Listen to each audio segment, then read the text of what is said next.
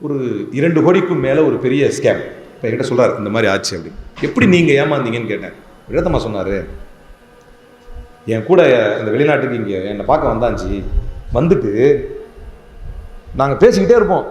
இப்படி பாங்க சொல்லிட்டா நான் தோல்த்துட்டு மட்டும் வந்துடுறேன்னு ஓடுவான். இதை விட ஏன்னா அன்னைக்கு முறை நான் சொன்னாங்க மெத்தையாசுர் ரிஜாலி அஸ்ஸலா என்றார்கள். நான் மனிதனை அளக்கக்கூடிய அளவுகோல் தொழுகைன்னாங்க. இன்னைக்கு உமரதியெல்லாம் ஏமாத்திரான் போல இருக்குங்க. ஏன்னா இன்னைக்கு இளம் சமூகம் உருவாகி வரும் பொழுது ஸ்கேம்ஸ்டர் வேர்ல்டு.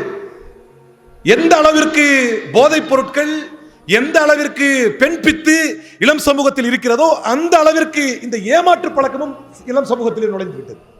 ஏமாத்து எவனை ஏமாத்தணும் தப்பில்லை. அதுக்கேற்ற மாதிரி திரைப்படங்கள், இந்த ஸ்கேம்ஸ்டர்ஸ் ஸ்கேமை சொல்லி தரக்கூடிய சில பழக்க வழக்கங்கள், இன்டர்நெட் எல்லாம் வந்துருச்சு.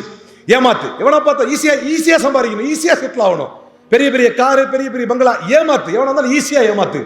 நபி ஸல்லல்லாஹு அலைஹி வஸல்லம் அவர்கள் சொன்னார்கள், மன் கஷ்ஷ ஃபலைஸ மின்னா என்றார்கள் அல்லாஹ்வுடைய தூதர். யார் ஒருவன் இன்னொருவரை ஏமாற்றினானோ அவன் என்னை சார்ந்தவன் அல்ல. அப்புறம் எப்படி நீ முஸ்லீம்னு சொல்லிக்குவ?